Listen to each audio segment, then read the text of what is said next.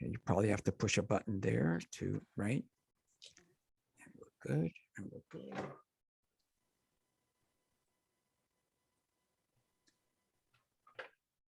All my audience knows I'm a rabbit man, and I love being able to do these on Friday with rabbit savior Jonathan Silva, and we have a very special guest today. Jonathan, a little bit about you and your background. I know I ask you this every week, but I want new listeners to know. Yeah, no problem. My name is Jonathan Silva. I'm the founder of Rabbit Savior. We are a bundle assistance program with multiple things attached to our community. I am for the rabbit and only for the rabbit. So I advocate for everything for the rabbit. So that is me. A little bit about the story about how that happened with you and what went on, if you don't mind. Yeah, it's only about us on the website. It just was one of those things where I went through a little bit of a depression, and the rabbit really kind of pulled me out of it. The way it happened was just, I guess it was meant to be, so to speak. So it was one of the things where you hear those stories like, oh, that's, this item or whatever circumstance changed my life. Well, this actually 360 my life to where it was just, I can't even explain it. So that's kind of what I did. And I saw the need, and I was trying to fulfill anything I could. And then everything came together, and it's just working, beautifully. We're in a lot of countries right now. So it's beautiful, pretty amazing. I mean, Germany, a couple people from Germany yesterday signed up. I'm super blessed. That's fantastic. And again, it's always goes to that, who saved who, Did you save them or did they save you? Did you rescue them or did they rescue you? And I understand that. And I know a lot of people understand that. Yeah. And the cool thing is just, I think a couple of days ago, we actually paid out our first claims. So I was like, this is awesome. And it was just, they were happy. Tell that if you would. Well, basically, whatever tier program they choose, they can submit a claim to the website after the 30 days, and we just go ahead and pay it. There's no questions asked because we don't discriminate on anything as long as the bill is up to date. And that's how it happened. And transaction probably lasted about 15, 20 minutes. They were issued their payment, and they were happy. And that was it. I had to feel great. Yeah. And we've talked a lot about that need. Well, yeah. I want to say that we are delighted to, Jonathan, I'm going to have you introduce our guest. This is Jennifer Lee, Executive Director of San Diego House Rabbit Society. Jennifer, go and introduce yourself. And please, Jennifer, welcome. Honored to have you. Thanks for having me. Yes. I'm Jennifer Lee, and I'm the Executive Director for San Diego House Rabbit Society. I just became Executive Director in 2019, right at the beginning of the COVID pandemic. Wow. But I was a chapter manager for a couple of years before that, and then in Rabbit Rescue way before that too. So it's an amazing organization here in San Diego. We've grown a lot through the last couple of years. About 5-6 years ago, we went from a foster-based organization to actually a full-blown shelter, which allowed us to be invited into the coalition of shelters in San Diego County that is with like the Humane Societies and the other animal control facilities here in San Diego, which really kind of opened our horizons and how we can help our community too. When we opened, we were volunteer driven, and now we have 8 staff, 4 full-time and 4 part-timers right now. Wow, and great. So it's, yeah, it's blown up, Wow. in an amazing That's way. beautiful. Do you mind just a little bit more about you and your path personally? Sure. So I started actually in the nonprofit section, the nonprofit legal, and I thought I wanted to save the world that way. And then I realized, you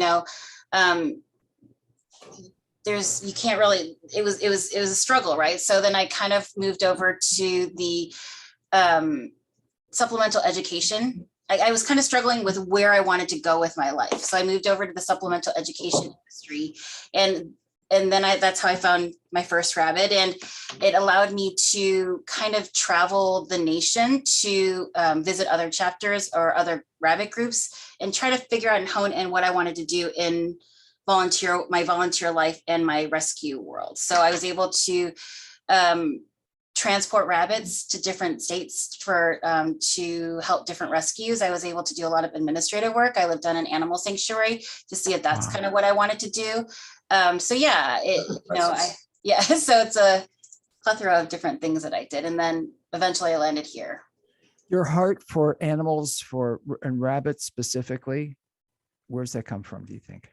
So, when I first started, I was kind of in like Jonathan's position in some ways too. My life was in a rut. And I had a friend who, kind of blindsided me and asked me one night, can you take care of my rabbit? I'm like, when did you get a rabbit? And A rabbit, no, right? yeah, right. I just bought my first condo and she brought the rabbit over and she said, hey, here's the bunny. I got him at the Alameda Fair. And he's in a cage. They like dark places, unlimited pellets, just everything opposite of what Everything, yeah, you should be doing, yeah.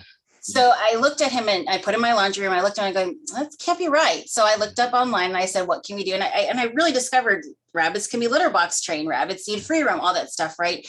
And at that time, House Rabbit Society was very instrumental in me learning a lot of these things about rabbits. And by the time she picked up a rabbit in a week and a half, he was running around my condo.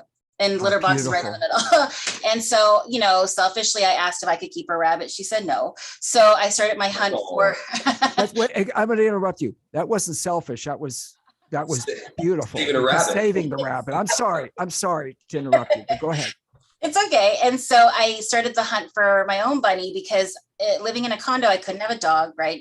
I didn't have the time to walk. I had a full-time job. And I'm allergic to cats. So I started on the hunt for a rabbit and I found my first rabbit in Oakland Animal Shelter. I met this wonderful volunteer there. And I was just reminiscing on the stories about my adoption, but that's how I got my first bunny. And that was like 15 years ago. Wow. That's beautiful. Yeah. Right, Jonathan? That's beautiful. Yes, that's awesome. I love it. And again, I also find it really interesting about you that you looked at the rabbit, you were taking care of it. And some may just say, okay, this is what she said. This is what it eats until she gets further. back. Yeah. You looked at that and thought, this can't be right. And that's something very special. I respect that. I respect that highly. Go ahead, John. Yeah. No, I was saying I'd respect that highly because it's not like you're just going to leave the rabbit there. She actually dove in and wanted to know everything about it. And that's kind of. And knew that wasn't right. Knew that. Yeah, and I fell in love with the animal because, dogs and cats have advocates, lots of advocates, right? And at that time I met another volunteer who volunteered at the Peninsula Humane Society up in Northern California. And I thought, hey, I wanted to change my life. And so I walked in and I asked her how she got started. And, walking through that shelter, rabbits really didn't have an advocate way back. I mean, they had really good advocates, but they were really kind of an unknown creature back in the shelter days too, where it was more volunteer driven and rabbits were in cages. And, we were starting to break through in terms of they needed out to run time. They, just on rabbit care alone. So I kind of hooked up with her and I started to volunteer at the Peninsula Humane Society for a long while, being an advocate for these animals. Kind of meant to be, may I say? I think so. I think it's fun. I think it's fun. The people that I've met along the way, House Rabbit Society has given me a vehicle to learn a lot of things that I wouldn't have learned in my normal jobs, right? Because they gave me an opportunity to say, hey, with like different applications, QuickBooks, Photoshop, all this stuff, learning how to do websites. I got to do all that and I didn't have to pay for it. I did it for free. And I learned new skills that I carried on throughout, my career today. That's beautiful. A little bit more about the House Rabbit Society. Sure. House Rabbit Society is an international organization. We are a chapter of House Rabbit Society, and they have about 27 chapters around the nation. And I think one or two countries are represented too, and a bunch of allies as well.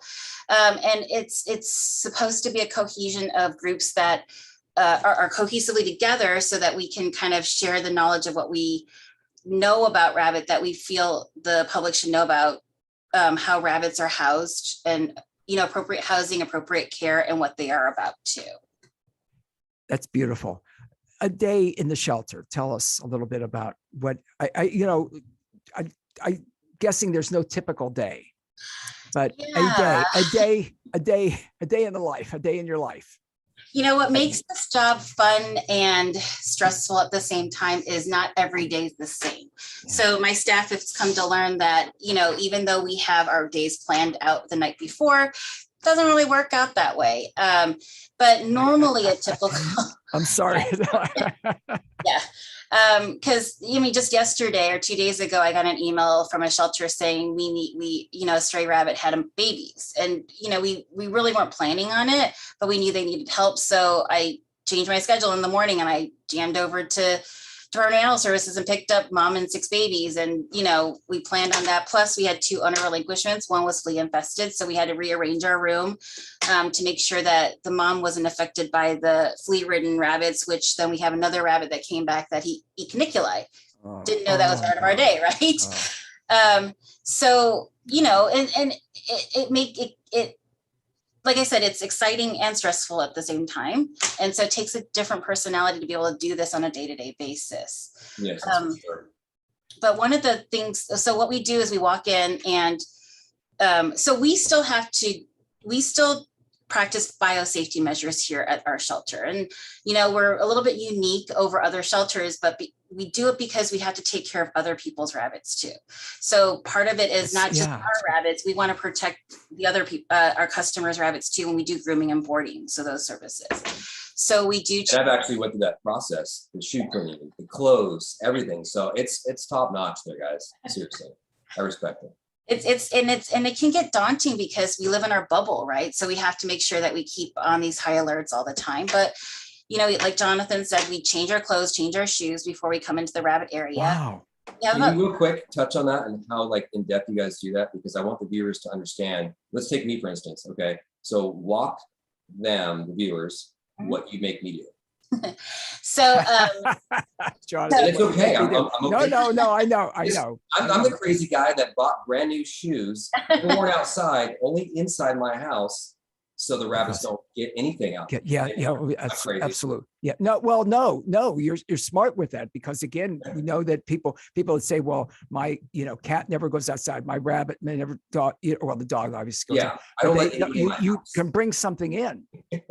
Yeah, and you can't, it's not 100% foolproof, and we totally understand that, but what we try to do is lower the risk as much as possible. So like Jonathan comes in and we have a little lobby area, so that's where the outside shoes are taken, are kept, and then they walk in and they have slippers. Those slippers go to our laundry room / locker room, and then that's where everyone has a nice laundry locker room, guys.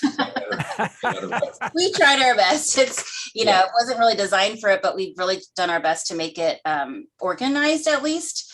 And so, that's where the inside shoes are kept, what Jonathan mentioned. We all have our new shoes, or we have shoes that we keep in the shelter. And then we have our inside clothes too. So here at the shelter, we issue scrubs or, logo shirts and stuff. And then the volunteers are very gracious that they leave a set of clothes here in the shelter too. So we have them change, and we have an outside locker where they keep their outside clothes in it. And then we have an inside locker where they can keep their inside clothes in for each time that they come. So they have, then once they get changed, and they have their duties, right, as volunteers. So that's kind of the main thing that the volunteers have to do. And it's a pretty involved process. And let me tell you guys, it's one of the most amazing places I've ever been. Because when I was there, I was blown away. I was like, wow, this is amazing. So Jonathan, tell more about that experience for you. Well, it really, I didn't know where to start. Literally, I was expecting I don't know what I was expecting. And when I came there, I was like, wow, this is a complete business. It is structured. It is so, in my version, it's high tech. And I really hope one day the viewers can actually see what goes on inside this rescue, because I'm telling you, it had like an intake medical area. It had the locker and laundry room. It had, a store. It was the whole 9 yards. So maybe hopefully one day the viewers can see what I saw. That would be wonderful. That would be wonderful. Again, to see that, and to see, and the precautions. Again, better to be, Jennifer Lee, proactive than reactive. Better to be proactive, and because people take caution as opposed to have to react to a problem because you were a little lax. And that's okay, because my rabbits were actually there. They were one of them was sick, and she was nice enough to help me. And it was amazing. I mean, it was top notch. And everybody needs this. It's insane. Is So, Bunny go ahead, doing Jen. okay? Is Bunny doing okay? Yes. Yeah. You know, the extra layer that we add is we have a grooming area. And then like Jonathan mentioned, we have our quarantine intake area too. And keep in mind, we were open obviously before, open to the public before COVID and before RHGV too. So our shelter had to really redesign quickly to, you know, get all these processes in place. And my staff is so wonderful because PPEs are very expensive, especially in the healthcare industry. So you wear trash bags, arm sleeves, gloves, disposable boots or disinfectable boots to groom people's rabbits. Or when they go into intake working with new rabbits that aren't vaccinated yet, they gown up too in every single time. So they're quite amazing, my team. Again, expensive. So talk about funding, if you will. So, you know, one of the things like I try to remind everyone as a business person and as a nonprofit shelter is to diversify. So one thing that San Diego House Rabbit Society was able to do really well is have different pockets of funding. So just in case one funding source goes down, the other one can kind of make up for it. And so when we opened the shelter, especially, we were very good at the fundraising part, and we have a wonderful community here in San Diego that supports the organization. But they also built a retail store. So we were very, very much in the public eye in terms of our retail store. And, you know, back in the day, there was no really point of sale system. So everyone was different, very, very mom and pop, right? And then as we grew, we brought in a point of sale system. And then as COVID hit, we turned everything online instead. So that helped us increase our growth. Then we have a grooming services for rabbits too. So the public can bring in their rabbits to have the rabbits groomed.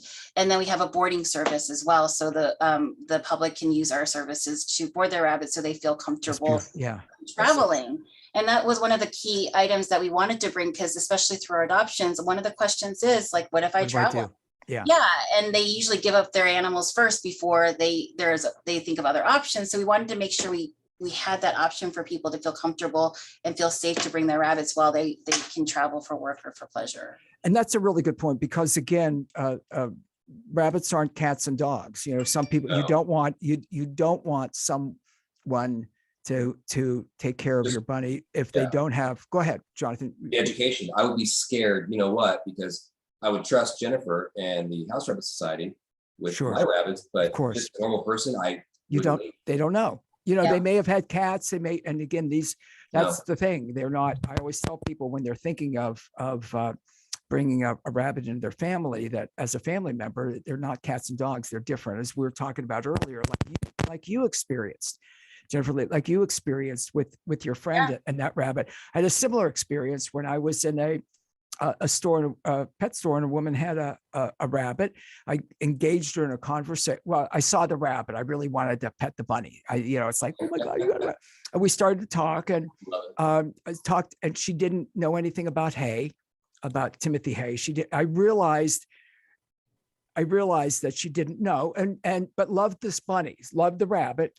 Bottom line is, she was going to Florida for a while, and asked if we communicated, my wife and I, with her, because I wanted to help her. I gave her a number. I said, please, if there's she'd gone to Florida. She was going to go to Florida.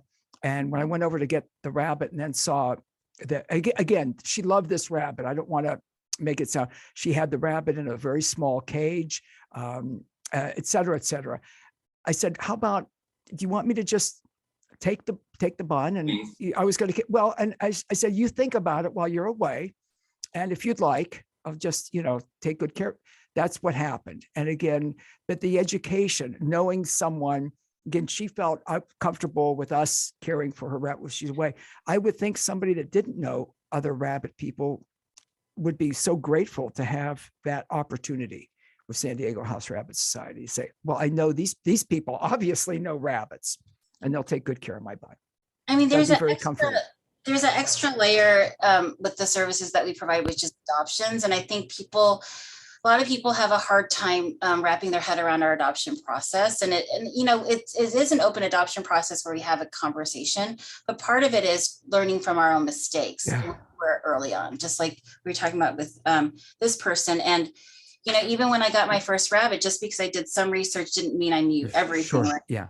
So I remember picking him up, and I was with my friend and I went to Chinatown. I go, does he fit in this cage? I was not even ready. I didn't even think they would adopt to me.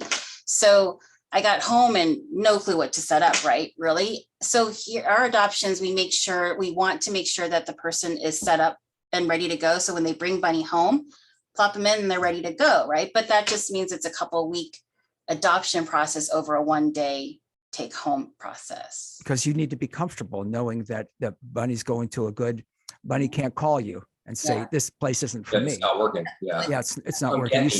You said Chinatown. Now I'm thinking, I'm making kugwa tonight. So I'm very excited. We said that. Interesting. Yeah. Sorry, I kind of went off on that.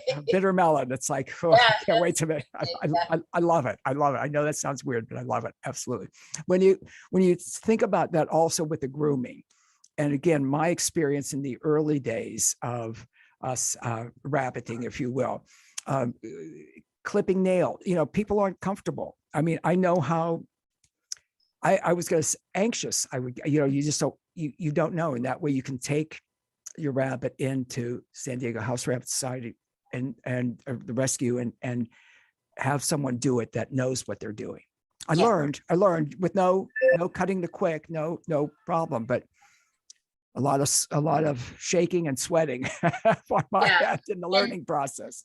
We also learned right at the beginning of COVID, we shut down a lot of our services and we decided to open back up because people were kind of panicking. And we saw some of their rabbits, we realized they really needed this because their nails are really long and their fur was really unkempt. So it's something that we had to figure out how to take precautions in protecting the rabbits and our rabbits so we could help those rabbits. How does it feel with the growth of San Diego House Rabbit Society? How's that been for you? It's a little daunting because we outgrew this space really quickly. We have about 5,300 square feet and we've outgrown it. That's great. I mean, it's daunting. It's a big facility, guys. It's really big. Yeah. But they did outgrow it. Yeah. So my staff is very creative on where we put things, and we're squeezed into offices so we can give the space to the rabbits instead. When the online store came up, we had to figure out where housing space for the store items too.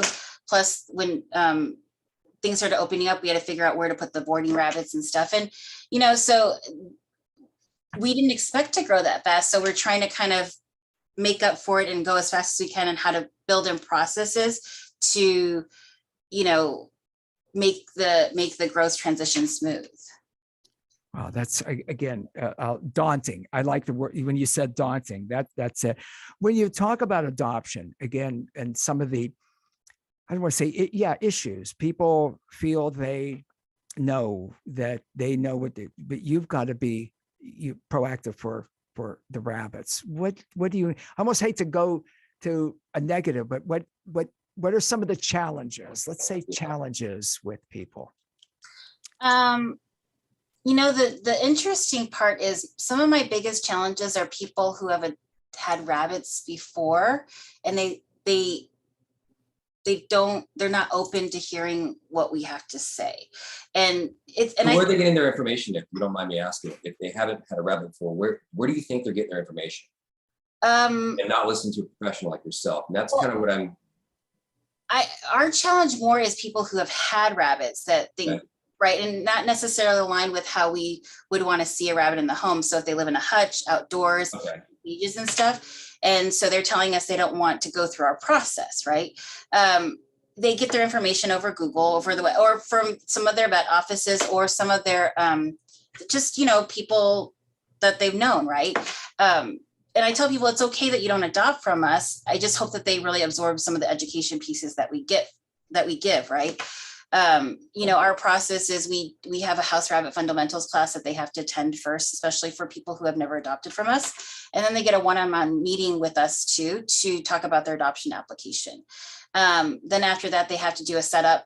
So we have a minimum requirement setup because we want our bunnies to go home with more than what we can give them here in the shelter. No, absolutely.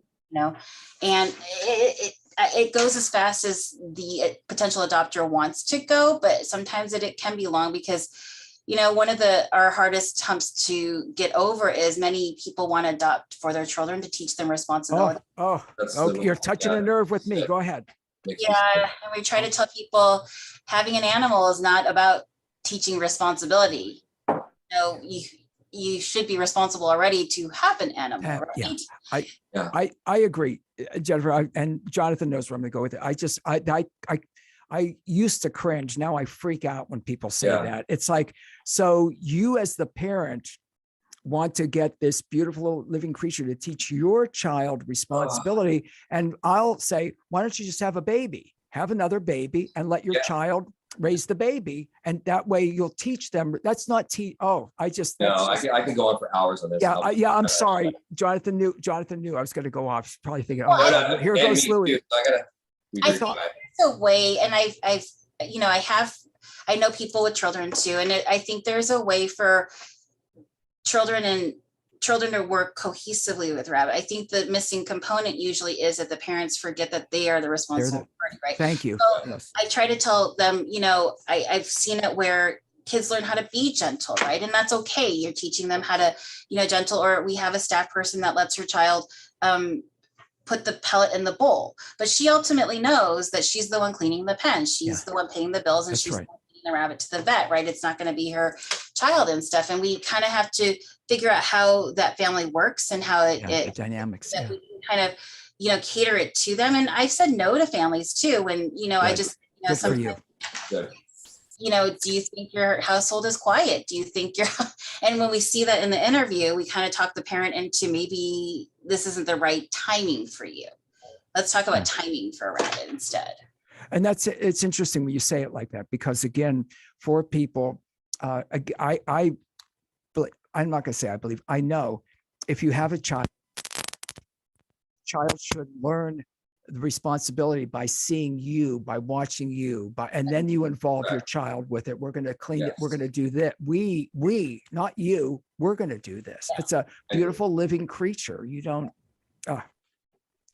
yeah, I could go on. Jonathan, I know we're both, we're both freaking out. Yeah, I know. I should, because I could go on and on about it too. Again, and you want to do it proactively in a positive way. Correct. Because you don't want them going somewhere else and, because they're frustrated with you or they don't want to, and taking in a rabbit and it not being a good fit. Exactly. And I'm sure you handle it very diplomatically, as opposed to the way I would handle it. I'm freaking out. I'm freaking out. I think it's hard. You get a lot of rabbits back for that reason. So we kind of have to figure out how to spin it so they don't, like you said, they're not turned off. But I do actually tell the public too, this is why we're saying this. So today we got a rabbit that, the child left for college and the parents didn't want the rabbit anymore. So is it something that you think that might happen to you? Or today we got a relinquishment because the parent said that the child 11-year-old can't take care of the rabbit and they were in the room. And I said, is that something that you think will happen? Right. And so we give them our examples that are coming in through the shelter too. That's good. And you get a lot of them back. Can you talk a little bit about people? But again, I'm glad they bring them back. Yeah. I'm glad they bring them back, because too often, and Jonathan Silva, Rabbit Savior, and I've talked about this before, and I've talked about it a lot, where people say, well, I see rabbits outside. So I said, well, I see children outside. Yeah. To wake them up. This is a domesticated, this is not a wild, it's just that idea. So I am glad, and I'm sure it gets overwhelming, or challenging, I should say, sometimes for you at San Diego House Rabbit Society, but you'd prefer bring them back if it doesn't work. Oh, we've made a commitment. So every rabbit that comes through our doors, no matter what, they'll have a space for it, wherever whatever it is. So if they can't keep the rabbit, there's no questions asked. We don't say, well, we don't guilt them. Basically, we'll ask the questions and all that stuff, but we don't guilt them saying why would you do something like that? We're open arms with our own rabbits. Which is wonderful. And that you get a lot of people regularly that want to, You know, or don't take get a a rabbit? lot of people compared to some other places, but I think this last couple of years, 2017, we've been getting some rabbits back from the 2017 year for some reason, but I Huh. think our adoption process is working better than it was before, because it really makes people think hard about a rabbit. But yeah, we were just counting our numbers. Unfortunately, the last 2-3 weeks, 7 of our rabbits came back, but they all have been Ah, 6-7-year-old senior rabbits. So that's kind of heartbreaking to us too. Hmm. ah, And that's a okay. lot more than we had the last 2.5 years. Why do you think that is? Um, What's like the number one topic of that reason? Children. So either their children can't take care of them, or the children have left for college or moving. So a lot of people move and their new places technically won't allow rabbits. And like I said, no questions asked. I don't want to Yeah. push it, because by the time they get to us, it usually is their decisions already made. But those are the top 3 reasons that we get. Wow. I mean, that's heartbreaking, because I mean, It if I is was heartbreaking. if that was my situation, I would do whatever it took to make sure that they come with me, because I mean, they're my kids. Right, Seriously. yeah. I wake up to them on my bed. I go to bed with them. Beautiful. I feed them. They're literally right here looking at me. Oh, I we just can't yeah. see I them. mean, We can't. I Jonathan, could see that. try one day, but they're pretty they own the house. Private. They're camera shy, right? Private. Oh, but So yeah, and it's a I love shame. that about you. I love that about you, Jonathan Silva. I love that about you. Yeah, so they're my Yeah. kids. Again, my line, Jennifer, I hope you don't mind. It takes a real man to love a rabbit. I mean, I've heard over the years of guys that have made, if it's not a big dog, it's not for a Pit man. bull or That'll, bulldog. yeah. When I first got married or first started dating my husband, I made him farmers markets, stroller rides with my bunnies, and he's like, I'm comfortable with my Let's do it. right? Purple stroller with the bunnies rolling around, and we went to lunches and stuff on the patio and everything. But he's like, I'm comfortable with my man. Okay. Good. Yeah. And again, That's and good. I that's one of the early things that I loved about Jonathan Silva is and you'll talk about it. You'll talk about your love for Oh yeah. rabbits, and you're open about how that, and that, to me, that's a man. Yeah, I mean, I love the rabbits. Obviously I love them to death, but I also love everybody else's rabbits. So when people come to me, ask me questions, or I need funding, or what's the best scenario, my solely focus is on their rabbit. And it's just like, I mean, they're my brothers and sisters. I mean, I'm okay to say that, because that's just me. People can say, oh, you're crazy, but you know what? Crazy's crazy. It attracts crazy. And once you get all crazy, That's why you and I get along, Jonathan. Right? Exactly. So that's kind of the direction. And I appreciate what Jennifer does. And like I said, I was firsthand there watching everything, and they actually took care of me personally. And I just wish that everybody can see what she goes through a day, and all the, inner And workings. people will be able to at some point, Maybe. Jennifer. Maybe. Well, Jonathan's helping with that to get our message out too. Our plan is, depending on how the new vaccine works, our hope is that it's a lot more, it has a lot more efficacy, a higher efficacy rate, so that we can open the shelter back up to the public. Explain the vaccine, because I was actually, I actually saw you guys do that whole clinic, and that was really cool. And what we did for you guys is we had this little shot box for the bunnies. And you're showing for listeners, describe that. Yeah, so this shot box is basically when the rabbit gets a vaccine, just like a child gets a shot, they get a lollipop. So we designed a bunny with an oxbow lollipop, and then we have a Tribal's Treats, one of our partners for Rabbit Savior, and then we have our decal. We can put your rabbit stain, and then we have Rabbit Savior and RWAF, and that's it. That is our box. It was awesome. Yeah, that's absolutely wonderful. Yeah, Again, yeah. But I got to see them actually do the vaccine. They had a vet there, and it was, like I said, it was amazing. I was blown away. That's wonderful. It's SanDiegoRabbits.org, SanDiegoRabbits.org, and of course, Xavier. I want to say that let's talk a little bit about the vaccine. Jennifer, you're good time-wise, right? I am, yeah. Okay, a little bit about what's going on, because I remember when we first were hearing about this in the UK and Europe, and what can you tell us?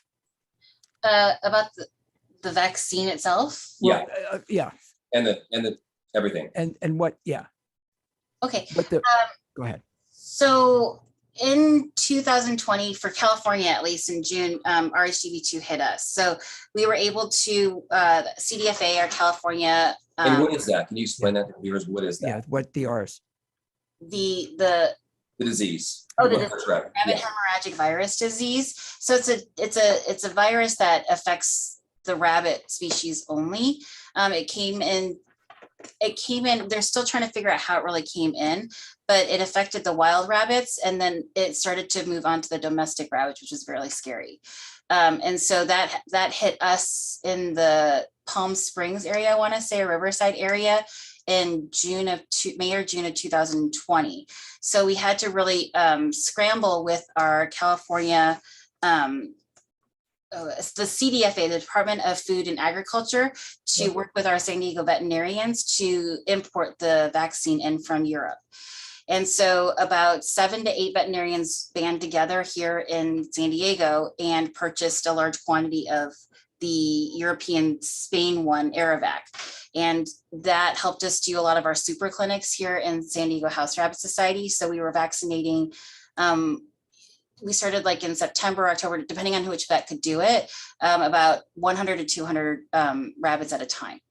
Wow. That's And incredible. So, yeah, it's exhausting. I'll tell you that, because we were every 5 minutes we were vaccinating a rabbit, and at that time our vets were doing wellness checks too. We had volunteers coming in.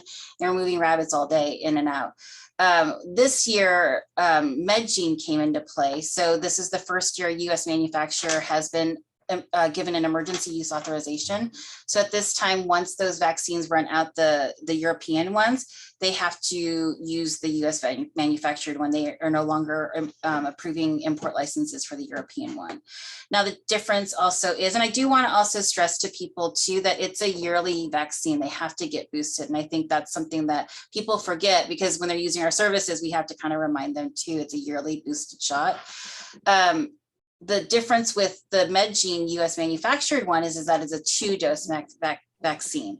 So with 21-day in between the 2 doses, and it has to be perfect in that sense, or they have to restart the process again.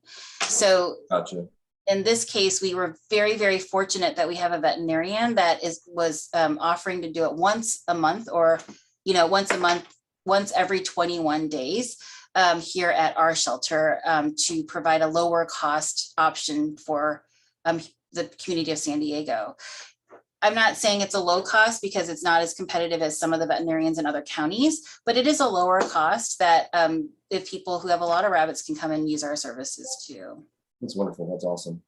Yeah, and so important, because again, it's obviously getting it done, but it's the education process. Yeah, and I think there's still a fear of vaccinating a rabbit because the vaccine is so new.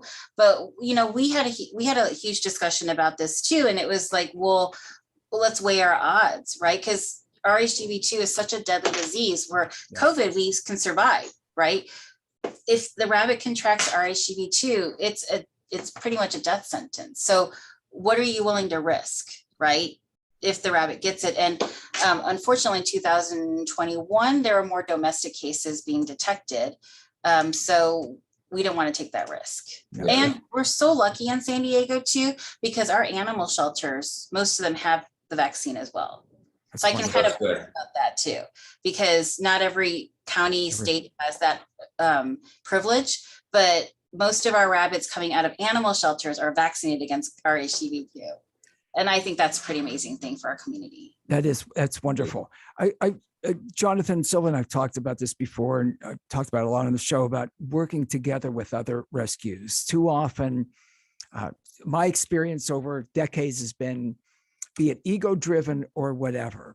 And my line is always, people want to point the finger, but fear the mirror. They don't want to look at how can we do better or whatever. They want to say, well, they don't do this or this is that, and working together. How do you find in San Diego working with other rescues? How is, please tell me it's better than some other.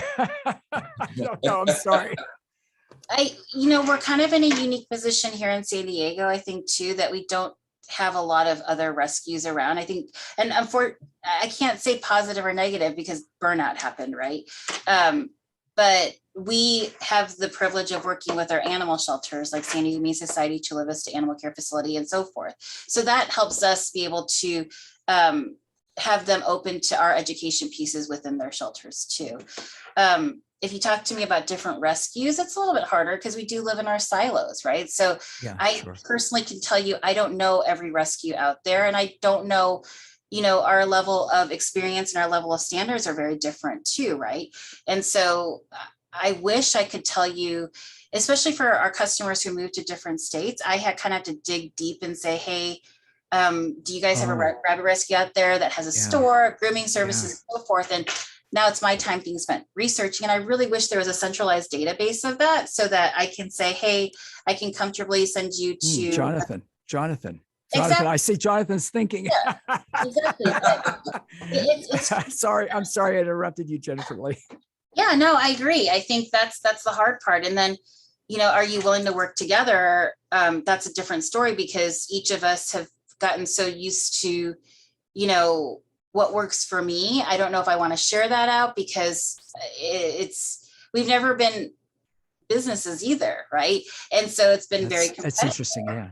Right. So, San Diego House Rabbit Society in the last 3-4 years turned into a full-blown business. And I think that's what changed our mindset too, is, we had to systemize everything. Everything had to become a system, and what works for, like, if I get hit by a bus, can this shelter still run? And that's kind of how we run our operations. So I have a question. Is there a platform out there that people can go to and learn off of and actually create their rescue into a business and not just bleeding out? Because, like a model.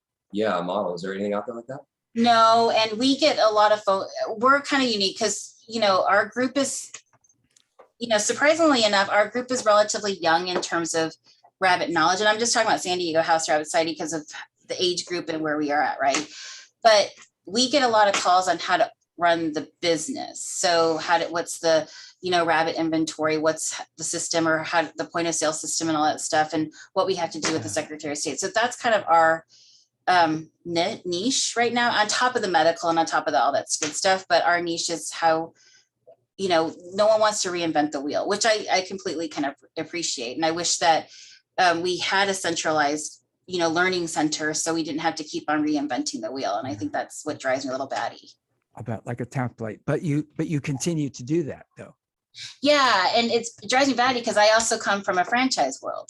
So if we could operate a little bit like a franchising world, then we wouldn't have to kind of reinvent the wheel all the time. So does House Rabbit Society actually have a program for you guys, or what's their position? How do they help? I want to know. I think House Rabbit Society in general helps. The name helps with the education piece, but running as a business, we kind of had to do it, figure it out on our own. That scares me just a little bit in my being, because it's like, if you're trying to do something and go off on your own, the name that it comes from, it stems from the trees, so, and the roots and everything else. So I just wondered if they actually do anything like that, but okay. Yeah. I wish I could say it otherwise, but yeah, we really had to dig deep, and luckily, each of us, my board is really supported too, and they have their own business experience. So That's great. Allowed me to kind of bring on different vendors that had other experiences outside of what experience I brought in, so that we could create a stronger infrastructure here. That's wonderful, Jennifer Lee. And I think about Jonathan Silva, again, Rabbit Savior. With you, you have got business back. I mean, it's because you can be really passionate. Again, no one wants me to run a business. No, I'm really passionate about rabbits. I care for rabbits. Well, I know how to, but that business, you've got to be able to blend the two. You've got to be able to, obviously want to have that heart, the passion, the compassion, the empathy, etc. But you've got bills to pay, and you've got things. Go ahead. And that's the hard part about running the rabbit rescue with the shelter, because I think the public forgets that it is a business, and they're so used to the homegrown foster-based organization, right? Yeah. But everything that we do behind the scenes is, how do we stay running so that we can keep doing this, right? And that doesn't mean that I should take 100 and 200 rabbits and stuff them everywhere, right? Yeah. And don't want my foster home stuffed with 18 rabbits in their homes too, right? Of course. So I have to be able to fund it, and I have to be able to say, I don't want a position where I have a rabbit that I need life-saving measures for, and I don't have the funds to do it. So now I have to go raise the funds to save the rabbit, but then I don't have time to save the rabbit because the funds haven't come in, right? So, you have to constantly be thinking about how much funds do I need to last for 6 months to 8 months to a year, so you don't have to make those awful choices.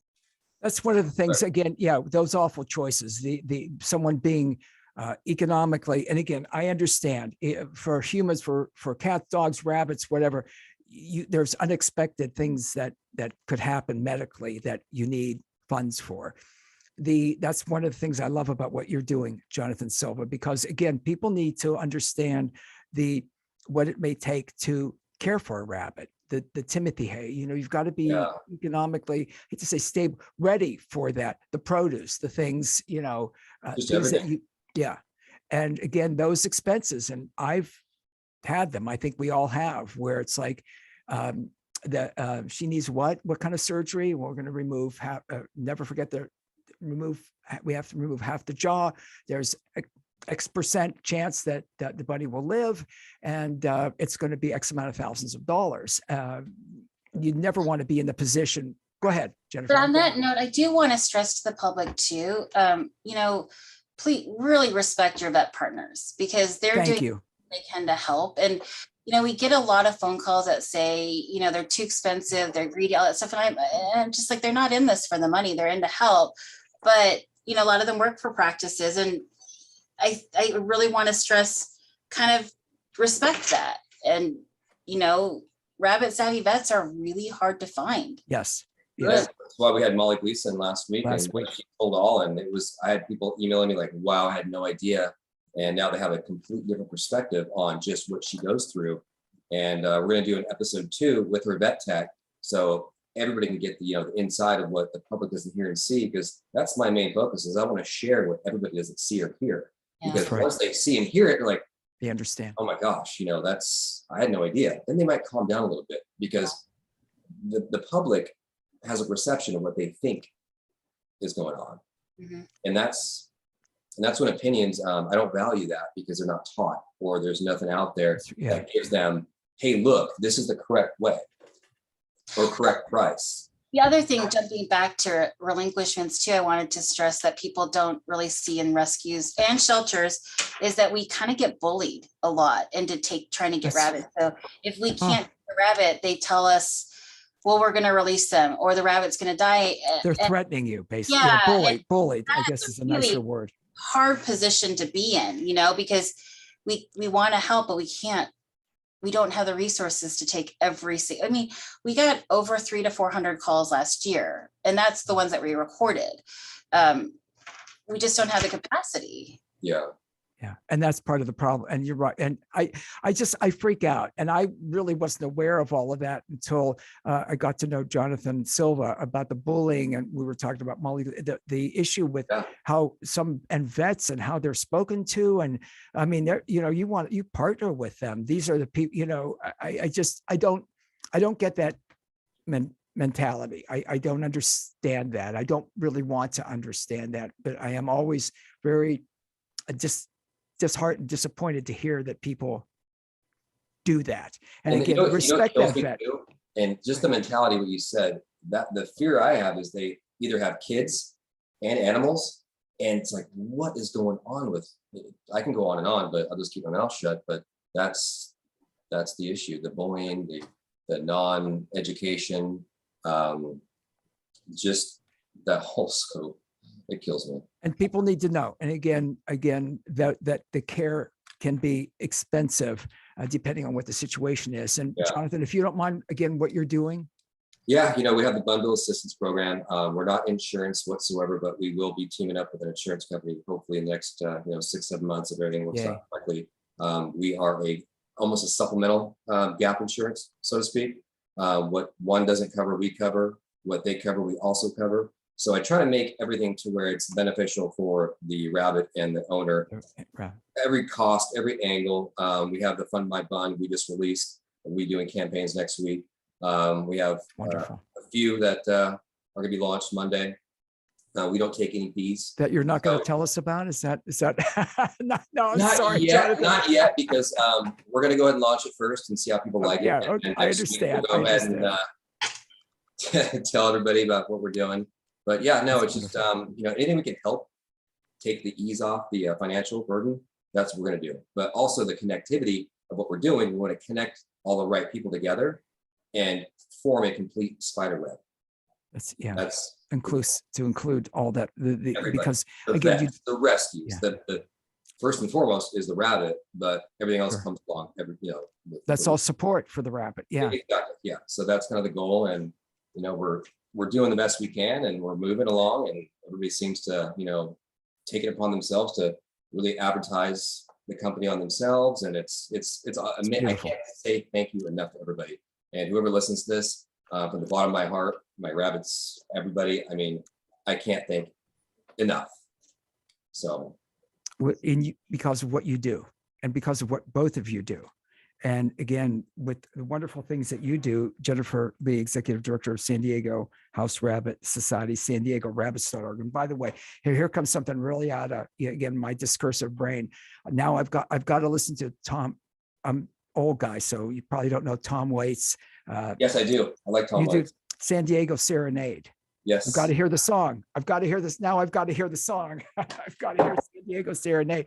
But it's beautiful what you do. And I appreciate, Jennifer, your openness to talk about it and explain that, because again, I think I hope most people weren't aware of the bullying. And when we were talking with Molly Gleason last week about how vets are spoken to and treated, I just, and it's unconscionable. I think about, so you're going to a cardiologist because you've got a heart issue, and you're going to and bully them and then have them do surgery. I don't. The two and two, I can't. The thought compute it. process, I can't. Yeah, it hurts my brain to even think about it. But it's important that people know, because you need to have empathy, compassion, and respect for your vet. Absolutely. I agree. And your rescue, and the people that like everyone that's involved in this. We should all be in it together. I agree. And support each other. Totally agree. That's wonderful. You're amazing. Yes, thank you. You are. You really are. And Jonathan, of course, you are amazing. I mean, we wanted to share. I'm not amazing. I'm just trying my best. No, okay. It all comes from here. Wherever your heart's I know at, it comes from your heart. I know it comes from your heart. But I'm an old guy. I know the difference. And that's all. I appreciate it, because who you are in the world, and that how we connected, and what you're doing. Again, rabbits, how rabbits are treated, how people are uneducated, and again, I've got to say, are you good time-wise? A little bit, Jennifer, a few more minutes. Jonathan, cool? Yeah. Okay, because I know we want to share a screen quickly, but as we approach Easter, rabbit people, again, and I'm not talking about the religious aspect of Easter. No, please, folks, I'm not. Just that we cringe. We get concerned because people will, and chicks, little, baby, they still do the colored chicks, just awful things, and rabbits and unscrupulous, I'm going to say immoral stores that push rabbits for Easter. I think or an Easter gift, I think we have to kind of change our mindset a little bit too about this particular holiday, because it doesn't just happen on Easter. It happens it happens on Christmas. It happens the same phenomena, right? So last 2 years we changed our mindset on that, and that's why our adoption process is completely different, because just because it's Easter doesn't mean I'm not going to stop the adoption, but I'm going to make sure they go through a 3-4 week process, because now they've taken the time to do that with me, because I can't exclude the other holidays that people call us going, you know what, it's December 23rd and I want to get a rabbit for my kid for Christmas. I'm like, that's great, but it's not going to happen. Or it's their birthday, right? So I don't think it's any different to me what we've trended out here. Yeah, again, and you see that, and it's like I remember, and I probably shouldn't even bring it up, but when I saw a sign in a community that said your wife called and she wants a bird for for Right. Christmas, whatever. No, Right. your wife didn't call. She doesn't, you don't gift a living Right. creature. Now, granted, if you and your wife sit and talk, or you and your husband, or you and your girlfriend, boyfriend, whatever, and you've made the decision, that's different. But you don't surprise someone Someone with, yeah, here you with go. a living creature. No. Yeah. Not at all. Not at all. So again, you're right. And education is key.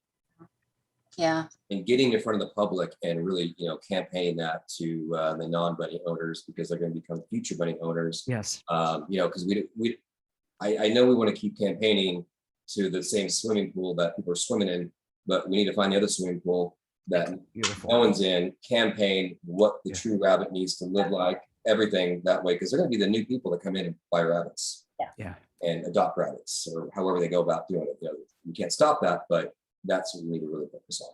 And certainly, again, rabbits aren't for everyone that wants a four-legged furry or winged No. family They're a member. stuffed animal. But for those of us that have had the privilege, the joy, the wonder of having a rabbit for a family member, there's nothing like it. No, there's Again, nothing. I've had cats and dogs and loved them. I'm not comparing and contrasting, but they're very special creatures. Jonathan, you wanted me to share a screen? Yeah, so one of our partners from Rabbit Savior. Let me see if I can figure out how to do this again. Okay, Buns of Steel. You're showing a T-shirt I love that, Buns of Steel.